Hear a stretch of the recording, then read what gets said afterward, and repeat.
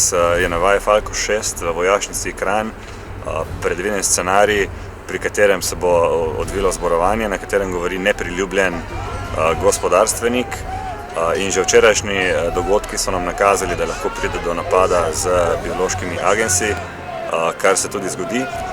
Po napadu posreduje vojaška policija, ki gospodarstvenika, ki je označen kot VIP osebo, odpelje na dekontaminacijo. Kasneje se izvede tudi dekontaminacija vseh ostalih, ki so prisustvovali zborovanju.